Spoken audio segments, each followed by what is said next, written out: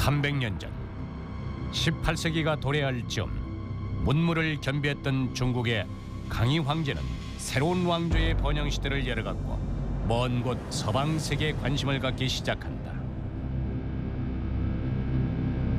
이 시대의 영국은 산업혁명이라고 하는 인류 역사상 최초의 혁신적인 생산 체제를 키워가고 있었다. 지속적인 해외 확장과 식민지 무역은 상품에 대한 수요를 가져왔고 과학의식과 시장의식 등 영국인의 일반적인 의식 수준을 향상시켰다. 각 분야의 협력하에 영국은 세계 제1의 공업국가가 되고 깊이 있는 자유주의 경제체제를 만들었다. 또한 전 세계를 뛰어넘어 해가 지지 않는 나라를 건설하고 18세기 중엽부터 19세기 중엽까지 세계 발전을 주도한다. 영국에서 어떻게 공업화의 서막이 나타날 수 있었을까? 이 작은 섬나라에게 있어 산업화의 초고속 전개는 무엇을 의미하는 것인가?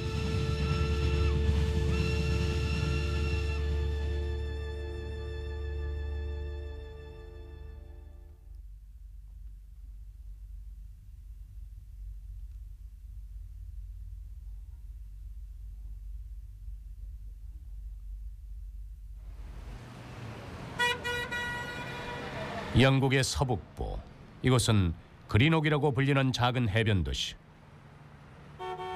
1736년 산업혁명의 대부이자 만능 증기기관의 발명자인 제임스 와트가 출생한 곳이다.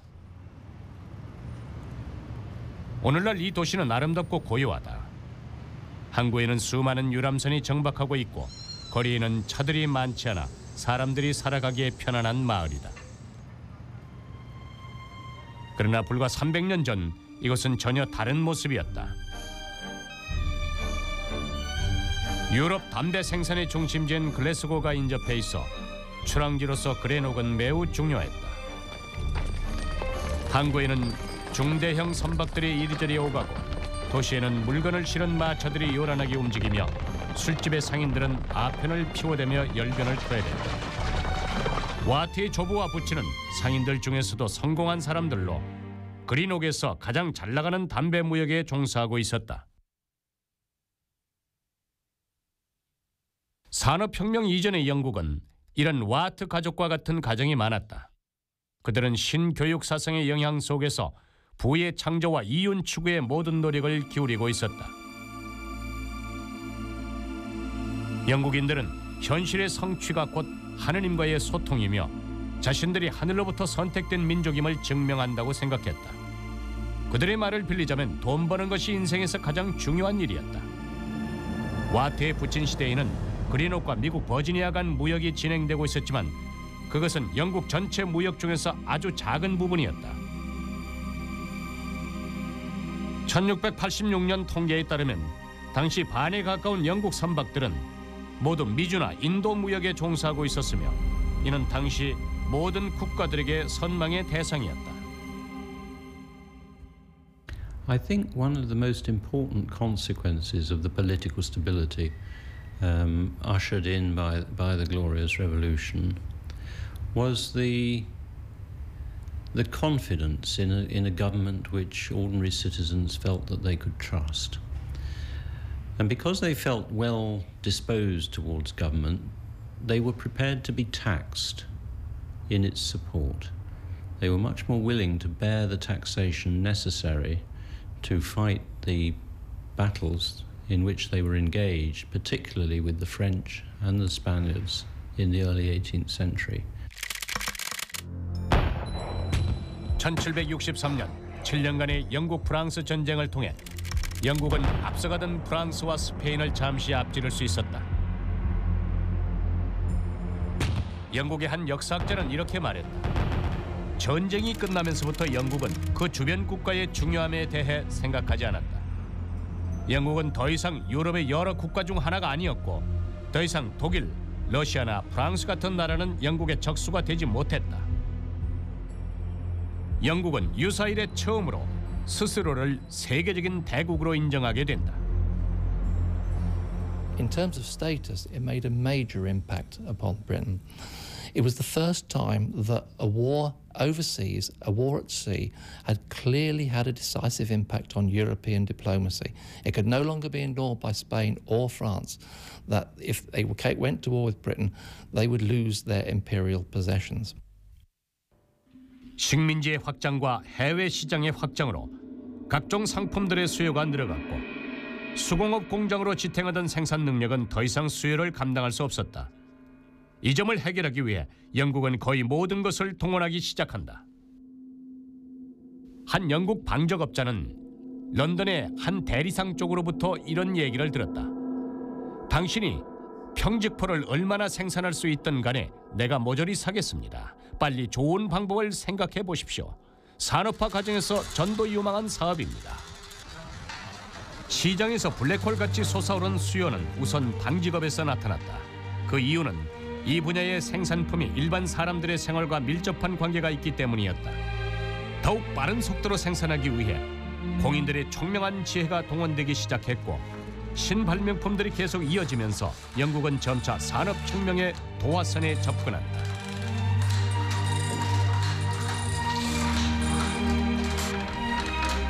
Traditionally, the unit of production had been very small, that textile weaving had been done in household units, just a family working, the wife and children, insofar as they were capable of doing so, possibly even the husband.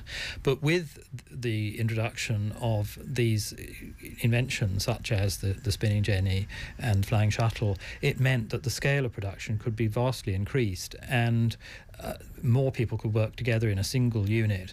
And so you have a factory system which forms the basis of the factory system as it's existed ever since. 대량 생산 기계를 사용하면서 수공업 공장의 효율이 극대화됐고 결국 현대 공장의 탄생을 가져오게 된다. 그러나 이런 공장들도 공통적인 한계가 있었다. 그것은 바로 그 누구도 예외 없이 강의 하류 주변에 공장을 세울 수밖에 없다는 점이었다. 그 이유는 18세기 초까지 기계를 돌릴 수 있는 동력원이 풍차와 수차밖에 없었기 때문이었다. 이렇게 자연의 의지에 얻는 동력원은 심각하게 생산을 제약한다. 때문에 가장 먼저 공업화의 요구에 적합한 동력 기계를 만들 수 있는 나라가 앞으로 경쟁에서 선점의 위치를 차지할 수 있는 것이다. 이렇게 새로운 시대를 끌고 나갈 기계들은 어떻게 탄생하게 됐을까? 산업시대의 입구에 가장 먼저 도착한 영국인들은 어떤 준비를 했던 것일까? 모든 영국, 심지어 모든 유럽에서 무한 동력을 생산할 수 있는 기계를 애타게 기다리고 있을 때 만능 증기기관을 만들어낸 제임스 와트는 인생 최대의 위기에 직면하고 있었다. 1773년 3월 와트는 합작 파트너가 파산하자 고정 수입을 잃게 됐을 뿐만 아니라 가산을 처분해 빚을 갚아야 했다. 37살의 와트는 한이 맺혀 이렇게 말한다. 난 처자식이 딸린 데다 거울을 보면 날이 갈수록 늙어만 가는데 안정적인 수입으로 가족들을 먹여 살릴 방법이 없군요. 1773年的秋天，瓦特又遭遇了一次家庭的变故。和他共同生活了9年的妻子去世了，而且给他留下了6个儿女。与他共同合作的工厂又破产了。这个时候，他的生活落到了最低谷。有一位朋友推荐他到俄国去工作，他说：“我眼下有这么多事情要做，而我又这么贫困，我感觉到非常苦闷。” 그러나 다행히도 와트에게 크나큰 좌절을 안겨주기도 했던 조국 영국은 자국에 끝없는 경제적 이득을 가져올 이 대발명가를 놓치지 않았다. 영국은 이미 총명한 지혜를 실용적인 궤도에 올려놓은 각종 기계들을 준비해놓았기 때문이다. 이들 기계들은 거대하고 세밀한 망처럼 세계에서 가장 우수한 인재와 기술들을 영국으로 들여오게 했다. 그 중에서 특허 보호는 가장 중요한 시책이었다. The earliest patents date from the 16th century, but patenting isn't a common practice through the 16th and 17th centuries. It becomes a common practice and very much an important element in industrial activity from the mid-18th century onwards. And the purpose was very simple. It was to protect the invention of an inventor, a novelty of an inventor, and it gave that inventor a number of years, roughly 15 years or so, in which the invention was protected. It couldn't be copied by anyone else. 말년의 와트는 생활이 매우 부유했다. 그 부는 전기기관 제조 공장의 수입이 아닌 폭넓게 보급된 고효율 전기기관의 발명 특허였다. 기술 창조에 대한 전략으로 탄생한 기계들은 영국의 발전에 커다란 영향을 미쳤다. 세계 최초의 특허법을 제정했던 이 나라는 이미 지식경제 시대로 돌입한 오늘날에도 여전히 과학기술 창조 전략을 국가 발전의 기본 전략으로 삼고 있다. 영국은 현재 전 세계 신제품 생산국 중 4위를 차지하고 있다. 250년 전 영국이 지적재산권에 대한 보호와 장려 정책을 펴자 사람들은 신기술 및 신발명에 대한 열광적인 숭배를 시작한다. 당시 영국의 한 간행물은 이렇게 서술했다. 공업기술에서 그 공은 전쟁과 외교보다도 크다.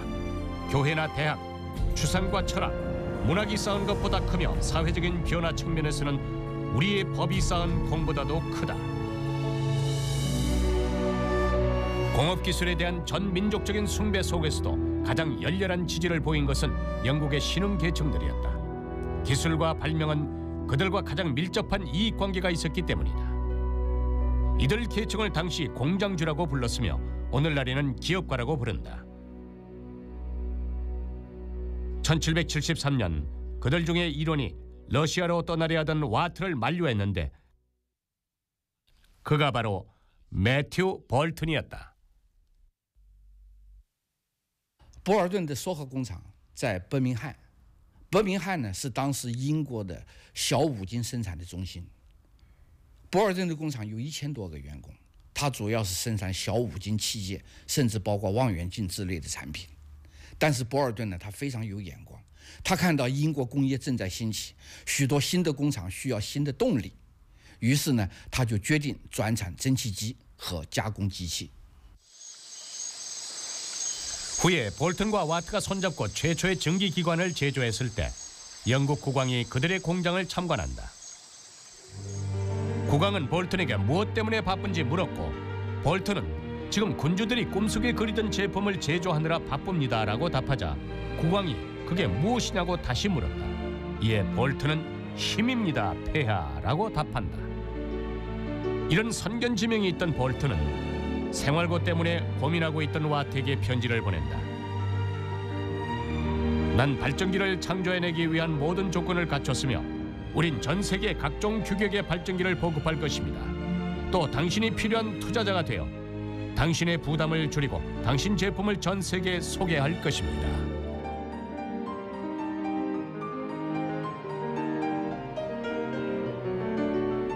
Matthew Boulton and James Watt were very different personalities, and it is one of the great stories of industrial history that they should happen to come together.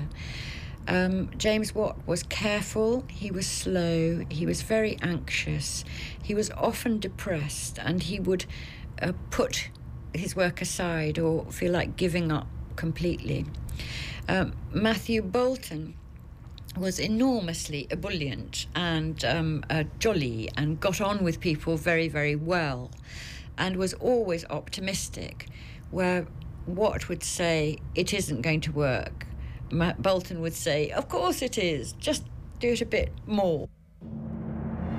와트의 근심을 완전히 사라지게 한 볼튼, 그리고 와트의 뛰어난 손기술, 하늘이 맺어준 볼튼과 와트를 통해서 만능 전기기관은 탄생하게 된다. 와트 이전의 기술자들이 이미 전기기관을 발명했지만 그 전기기관은 무겁고 투박한 데다 석탄용이어서 석탄이 있어야만 사용이 가능할 뿐이었다. 在近代科学诞生的几千年当中，人类的活动基本上遵循这样一个模式：生产、技术、科学，也就是说，凭经验进行生产，在漫长的生产过程当中提炼出技术，然后在改进技术的过程当中产生科学，这是一个凭经验办事的过程。所以走了不少的弯路和错路。 와트는 인류가 수천 년 동안 걸어온 힘겨운 길을 다시 걷지 않았다. 그는 구식 증기기관을 새로운 모습으로 변신시키기 위해 역학, 수학, 화학 등의 지식을 총동원하여 실험을 했고 실린더의 열 효율을 정확히 계산해냈다. 와트는 어떻게 이전까지의 공인들이 전혀 생각하지 못한 방식을 사용해서 발명을 할 수 있었을까? 그는 생산, 기술, 과학 3자 관계에 관한 지식을 어디서 얻게 된 것일까? 와트가 증기기관을 연구하기 전 1세기 동안은 바로 유럽 역사상 과학이 가장 번성한 시기였다. 17세기 중엽부터 근대 과학은 수많은 거장들의 연구 속에서 발전됐다. 이 과학의 거장들 중 가장 중심에 있었던 사람은 우리에게 너무나 잘 알려진 과학자 아이작 뉴턴이다. 수많은 역사학자들은 근대 과학의 각도에서 볼 때 뉴턴이 산업혁명의 문을 열어젖혔다고 평가한다. 이것은 뉴턴의 고향이다. 뉴턴이 이 사과나무의 사과가 땅에 떨어지는 것을 보고 깨우침을 얻었다는 일화가 있다. 오늘날 이 나무에서 열리는 가장 큰 사과는 성인의 주먹만한 정도의 크기. 하지만 사과의 크기가 17세기 버밍엄 대학의 세계적인 천재가 가져온 과학적 혁명을 막을 수는 없었다. 1687년 뉴턴은 자연 철학의 수학적 원리를 출판한다. 이 심오하고 이해하기 어려운 책 속에서 뉴턴은 수학적인 방법을 이용해 만유인력의 법칙과 운동의 3대 법칙을 증명하는데 이 4대 법칙은 인류의 지혜사상 가장 위대한 성과로 평가받는다. 이 법칙들을 응용해 뉴턴은 별, 지구, 자연계의 모든 힘을 그의 저울 위에 올려놓는다. The essence of the Newtonian system is that the heavens and the earth work according to uniform principles which can be quantified and about which calculations can be made. This means that you can take any part of the solar system and do calculations according to these principles, according to which you can exactly define where that planet or whatever will be and how it will move. 우린 지금 극장 같은 세계회에 놓여 있으며 모든 사건의 기원과 연유는 우리에게 알려지지 않도록 철저히 숨겨져 있고 우리는 미래를 예견할 수 있는 지혜가 없다. 우리는 끝도 없이 상처를 주는 불행한 사건들의 발생을 방지할 능력도 없기에 영원한 의구심에 집착하고 있다. 이는 영국의 저명한 철학가인 데이비드 휴메의 말이다. 이 말은 당시 사람들이 세상을 바라보는 수능적인 심리 상태를 솔직하게 묘사한 것이다. 300년 전 인류의 사상은 미신과 두려움으로 가득 차 있었다. 물은 왜 아래로 흐를까? 태양은 왜 뜨고 지는 것일까? 오늘날 보면은 지극히 간단한 문제들에 대해서 그 이유를 파악할 방법이 없었다. 아이작 뉴턴이 나타나면서부터 인류는 달라졌다. 뉴턴은 자신의 저명한 저서를 통해서 과학시대의 임박을 선언했다. 그는 세상 사람들에게 이렇게 말했다. 자연계는 규칙에 따라 존재하며 규칙은 인식할 수 있다. 뉴턴의 발견은 인류에 전혀 없던 자신감을 가져다 주었다. 하늘의 발밑을 기어다니던 인류가 드디어 과감하게 머리를 들어 이성적인 눈빛으로 세상을 바라보기 시작한 것이다. But if you really do force me to choose one person, I suppose it has to be Isaac Newton. And Newton, who gave us the idea, or at least confirmed the idea beyond all reasonable doubt, that we live in a law-abiding, law-like universe. And that paved the way for research through the 18th and 19th centuries on into our own time, for research in many fields. 以牛顿为代表的近代科学诞生以后，人类社会飞速发展，就像马克思所说的那样，在资产阶级统治的不到100年间，所创造的生产力超过了以往历史的总和。 (1687년) 발표된 자연 철학의 수학적 원리는 뉴턴에게 크나큰 영예를 안겨준다. 오래지 않아 뉴턴은 영국의 최고 학술 단체인 영국 왕립학회 회장으로 선임된다. 유럽의 지식계층은 하늘이 세상을 창조했으며 뉴턴은 하늘이 세상을 창조한 방법을 발견한 것이라고 생각했다. 프랑스의 한 학자는 자연 철학의 수학적 원리를 읽고 난 후 뉴턴을 마치 신처럼 숭배하면서 영국에서 오는 모든 사람들에게 뉴턴의 일거수일투족을 탐문했다. 그는 밥을 먹나요? 물을 마십니까? 잠은 자나요? 보통 사람처럼 똑같이 삽니까?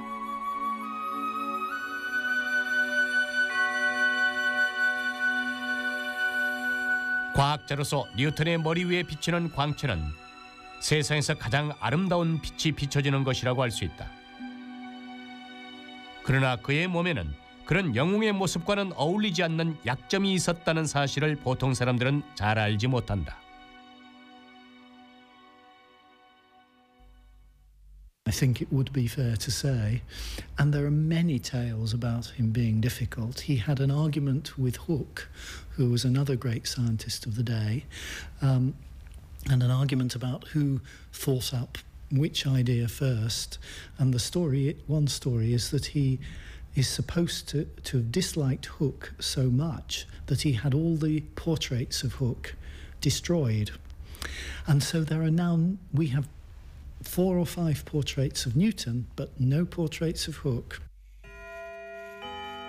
1727년 뉴턴이 죽자 영국은 융숭한 국장을 치렀고 그를 웨스트민스터 대성당에 안장한다. 이곳은 왕실 귀족들의 묘지로 뉴턴은 처음으로 이곳에 묻히는 과학자가 된다. 장례식 날 10,000명이 넘는 일반 시민들은 거리로 쏟아져 나와 뉴턴의 마지막 모습을 함께했다. 운구를 하는 사람들은 공작 2명과 백작 3명, 그리고 대법관 1명이었다. 성당에서는 왕실 귀족들과 정부 대신, 문학자들이 모여 애도가를 합창하며 이 과학의 거장을 보낸다. 뉴턴의 장례를 지켜본 프랑스 사상가 볼테르는 깊은 감동을 느끼며 이렇게 말했다. 웨스트민스터 성당으로 들어가 사람들이 참배하는 건 군왕의 묘가 아니다. 국가가 국가를 빛낸 가장 위대한 인물에게 감사하는 뜻에서 세운 기념이다. 이는 곧 영국 국민들의 재능에 대한 존경이다. 모든 사회가 과학자들에게 중심으로 경의를 표했다. 이는 한 국가의 과학자들에 대한 태도이자 한 국가의 과학에 대한 태도였다. 1765년 뉴턴이 죽은 지 30년이 지난 후 최신의 증기기관이 와트의 손에 의해서 탄생된다. 1765년 이곳에서 제임스 와트는 증기기관의 구상을 완성하고 1769년에 특허를 취득한다. 와트가 발명한 증기기관은 기존의 증기기관에 비해서 작을 뿐만 아니라 대량의 석탄을 사용할 수 있었다. 이때부터 인류는 스스로 창조한 동력을 가지게 됐다. 더 이상 대자연에 제약받지 않게 됐다. 후에 사람들은 공업화의 핵심 문제를 해결한 와트의 증기기관을 산업혁명의 지표로 삼았고 와트는 산업혁명의 대부로 불리게 된다. Britain was already ahead, but the coming of the steam engine and the Industrial Revolution pushed it further ahead of everybody else for the next 100 years. Here's this small island. 변혁은 기술적인 측면뿐만 아니라 효율을 더더욱 향상시킬 수 있는 생산 조직의 형태에서도 일어났다. 이전에는 한 사람이 처음부터 끝까지 완성해야만 했던 일이 전문화된 제조 공정으로 나누어지게 되고 모든 노동자들은 특정 제조 공정만 계속 반복하면 되는 것이다. 18세기 말부터 영국의 각 분야에서는 공장화가 가속화되고 수십 년의 짧은 시간 동안 과거의 생산 방식과 생활 방식, 사고 방식들이 모두 변화된다. 모든 영국은 마치 끊임없이 계속되는 힘에 의해 움직이는 고속운전의 체인과도 같았다. 전기기관이 영국을 기동시킨 후 과연 어떤 힘이 이런 체인을 지속하게 만들어 영국을 세계 정상에 오를 수 있도록 만든 것일까?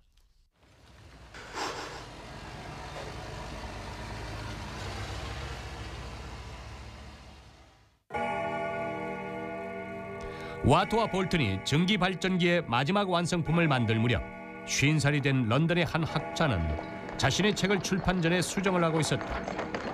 이 책에는 특수한 발전기와 사상적인 발전기가 나타나 인류를 위한 부의 성장에 지속적인 동력 공급을 하게 될 것이라는 내용이 들어있었다.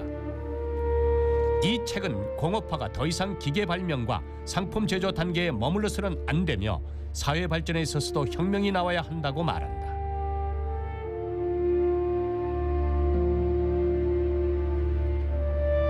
이 책의 출판 시기는 1776년, 책의 제목은 국부론이다. 이 책의 저자는 애덤 스미스로 평범한 모습의 평범한 생활을 하는 사람이었지만 인간성에 대해 심각한 통찰력을 가지고 있는 경제학자였다. 亚当·斯密啊，认为这个人类活动、经济活动的主要的动机就是谋求个人的利益，就谋求私利，使自己的需要得到满足。他用了这么一句话，就是说屠夫、酿酒商、面包师给我们提供食品，他不是出于仁慈，而是为了从我们得到回报。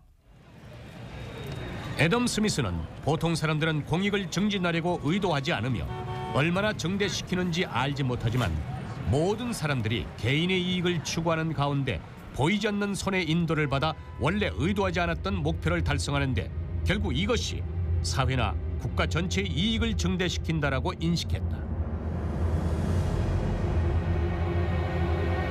오늘날에 이미 많이 알려진 자유경쟁이라는 개념은 애덤 스미스 경제학설에 초석이 됐다.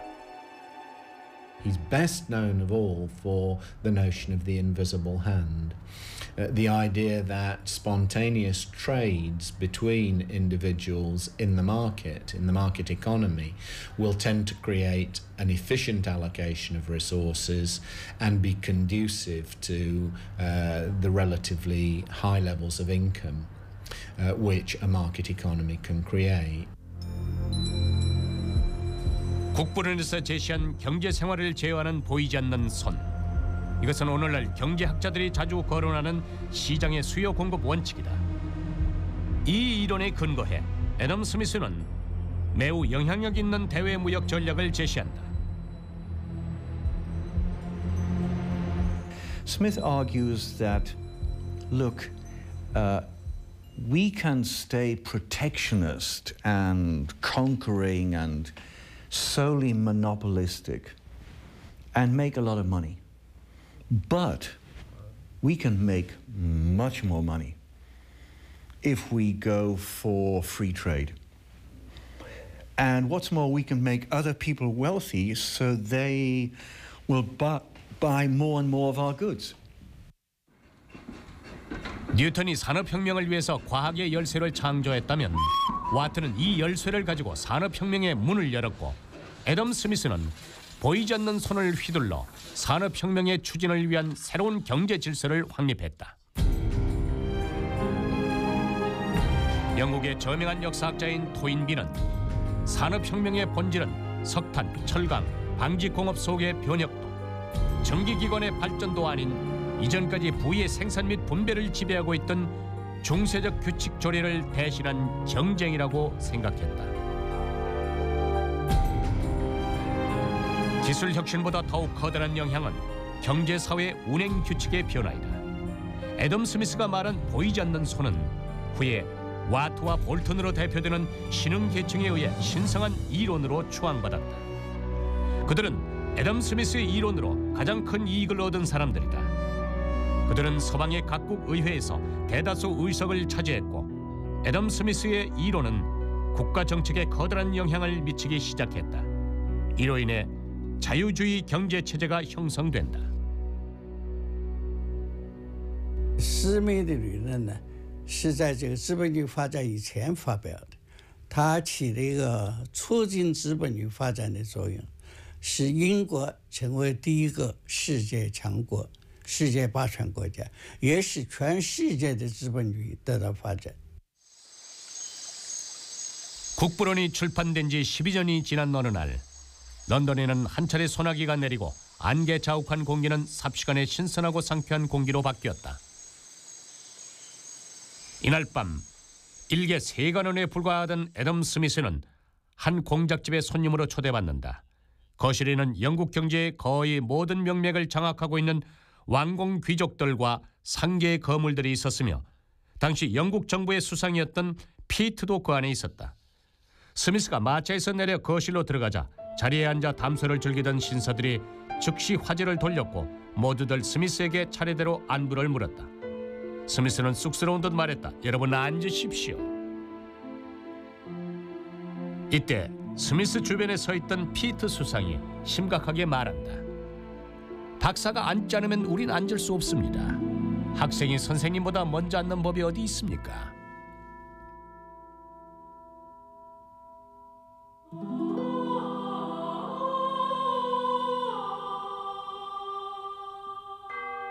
(1815년) 영국인들은 세계를 놀라게 한 전쟁에서 승리를 거두는데 이 승리는 영국인들이 애덤 스미스가 세운 공을 다시 한번 생각하게 해준다. 이 해에 영국의 웰링턴 공작은 워털루에서 나폴레옹을 격파한다. 사람들은 영국과 프랑스의 교전 결과 얻어낸 승리를 영국 군대의 승리일 뿐 아니라 시장 경제의 승리라고 평가했다. 구체적인 예를 보면 이 전쟁의 의의를 쉽게 알 수 있다. 나폴레옹은 영국을 일개 작은 가게 주인이라고 조롱했지만 이 영웅도 그 힘이 얼마나 대단한지에 대해서 이미 알고 있었다. 어떤 엄격한 봉쇄 정책을 시행해도 이 작은 가게 주인의 상품이 밀려 들어오는 것을 막아내지 못했던 것이다. 나폴레옹은 자신의 군대가 백병전을 펼칠 때 입은 군복 역시 영국에서 들어온 면방직 제품이란 사실을 인정하고 싶지 않았다. Britain was actually supplying the wars with uniforms, with guns and with other things, whilst Europe was consuming those. So at the end of the war, Britain had become a major manufacturer, a manufacturer without equal in the world at that point. 세계 최고의 공업적 우세를 이용해서 영국은 자유무역 정책을 적극적으로 추진하고 점차 자유주의 경제체제를 수립하기 시작한다. 이들은 무역 제한 철폐의 방법을 이용해 국외 시장을 확대했는데 그 방법은 바로 다른 국가 제품의 영국 수입 제한을 취소하는 대신 다른 국가의 영국 제품에 대한 수입 제한과 맞바꾸는 것이었다. 자유무역은 영국의 국책이 돼서 메이드 인 잉글랜드는 이때부터 더 큰 세계 시장에 거침없이 파고 들어간다. It should probably be noted, though, that this liberalisation occurred really after Britain had already started to establish a pretty clear ascendancy in terms of industrial capabilities. We moved to free trade when Britain was able to be the workshop of the world. 자유무역 정책을 실시하기 위해서 영국은 무력을 사용해 한 국가씩 차례로 대문을 열도록 만들고 신속한 확장으로 해가 지지 않는 제국이 됐다. 이 제국 안에서 점차 영국을 핵심으로 하는 상업무역권이 형성됐는데 1865년 영국의 경제학자인 제번스는 이렇게 묘사했다. 북미와 러시아의 평원은 우리의 옥수수 밭이며 캐나다와 발트해는 우리의 숲이다. 호주는 우리의 양목장이며 페루에선 백은을 보내오고 아프리카와 호주의 황금은 런던으로 유입되고 있다. 인도인과 중국인들은 우리를 위해 차를 심고 우리 커피와 사탕수수, 향료 농장은 동인도 제도에 퍼져 있다. 우리의 면화는 오래전부터 미국 남부에서 재배됐지만 지금은 지구의 모든 온난 지역까지 확장됐다. 높은 곳에서 바라보는 해외 무역과 식민지 확장은 영국 공업화의 발전을 급격하게 추진시킨다. 19세기 중기에 이르러 영국은 과거와 같은 전원 풍경이 사라졌고 그 대신 분주하고 정신없는 세상이 돼갔다. 농촌에는 어둠침침한 공장들이 건설되고 도시에는 높이 솟은 굴뚝이 서기 시작했으며 공장에서는 요란한 기계 소리가 울려 퍼졌다. 용광로 앞에는 쇳물이 쉴 새 없이 쏟아져 내렸다. 1850년 무렵 영국의 도시 인구는 전 인구의 60%를 넘었으며 철 생산량은 전 세계 모든 국가의 합계를 넘어섰다. 석탄은 전 세계 총 생산량의 3분의 2, 면직물은 전 세계 반 이상을 차지했다. 산업화의 진전은 영국인에게 시간과 공간의 개념을 바꿔놓았다. 처음으로 초를 단위로 정확해졌으며 기차와 기관선은 마차와 범선을 대신하기 시작했다. 1814년 세계 최초로 증기기관차가 영국에서 탄생했고 1830년에는 증기기관차가 세계 최초로 철로 위에 투입돼 운영되기 시작한다. 1851년에 영국은 철도 노선 22개에 총 길이 13,000km에 달하는 철로를 보유하게 된다. 이는 오늘날 중국의 경광철로 6개 노선에 맞먹는다. 프로이센 국왕은 과거 이를 부러워하며 말했다. 국민 생산과 국민의 부에 있어서 영국의 경제적 지위는 고금을 통틀어 그 어떤 국가와도 비교할 수 없는 위치까지 발전했다. 我们可以这么说，就是没有工业革命，就没有我们现在这个世界。工业革命使英国成为世界上最强大的国家，它的强大的工业生产能力，在当时呢，就是英国一个国家能够对抗整个世界。工业革命呢，还使英国走进了现代化的大门使英国呢成为第一个现代化国家。这也就迫使整个世界追随着英国向现代化的方向前进。因此，我们从这个意义上可以说是英国引领了当时世界的潮流，打开了现代世界的大门。 이곳은 563m에 달하는 대형 건축물이다. 애석하게도 1936년의 대형 화재로 이 건물은 완전히 소실됐다. 오늘날에는 잔존해 있는 조각만이 바람 속에 매일 아침 떠오르는 태양을 홀로 맞고 있다. 세상사의 과거를 회상하며 속세의 무상함이 느껴진다. 이 폐허의 아름다운 이름은 바로 크리스털궁이다. 이 건물은 1850년에 강철 골격과 평판 유리로만 만들어진 것으로 19세기 중엽의 크리스털궁은 유럽에서 가장 웅장하고 상상력이 넘치는 건축물이었다. 1851년 5월 1일 세계 25개 국가에서 온 상계, 정계 대표 인물들이 이곳 원형 건물 안에 모였다. 이는 전례 없던 최대 규모의 집회로 이들이 이렇게 모인 이유는 영국 산업혁명의 위력을 세계에 과시하기 위해서였다. 155년 전에 이 성대한 회의의 정확한 명칭은 만국 산업생산품 대박람회다.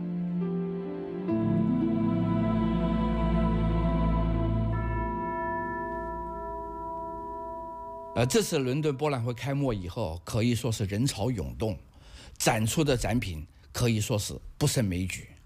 除了艺术品和来自国外的各种动植物以外，主要展出的是英国的工业产品，包括轮船的模型啊、机车的模型啊，还有各式各样的机床啊。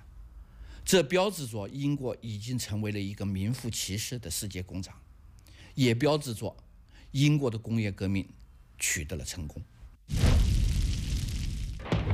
만국 박람회 개막식은 런던의 축제일이 됐고 많은 관중들이 운집한 가운데 영국 여왕 빅토리아는 이 말을 반복하며 자신의 흥분된 느낌을 표현한다. 영광, 영광, 무한한 영광입니다.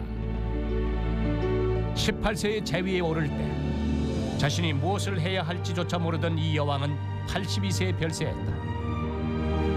운명은 그녀에게 영국의 영광을 목격하고 향유하도록 했으며 영국의 영광과 19세기를 함께하도록 했다. 영국 역사상 재위 기간이 가장 긴 이 여왕은 9명의 아이를 기르고 일찍 여윈 남편을 그리워하며 유럽에 퍼진 왕실 자손들에게 유럽의 할머니라고 불린 것 외에 어떤 업적도 남기지 못한 것으로 알려져 있다. 그러나 공교롭게도 그 어떤 업적도 없었던 이 여왕은 보이지 않는 손의 힘으로 오늘날까지도 영국인들이 흥미진진하게 얘기하는 빅토리아 시대를 열었다.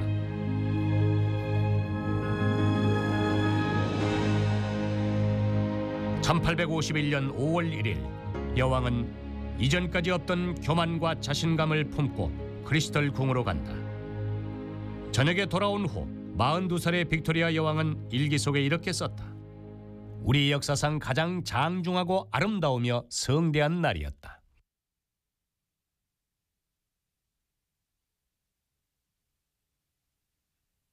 그러나 영제국이 전성기에 있는 것처럼 보일 때 태양은 이미 점차 기울고 있었다.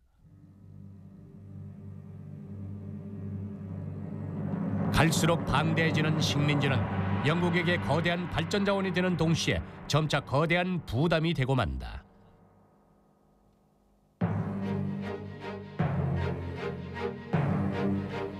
(19세기) 말 20세기 초에 전 세계로 퍼지기 시작한 민족 해방 운동의 고조로 인한 부담은 결국 제국의 허리를 조여왔다.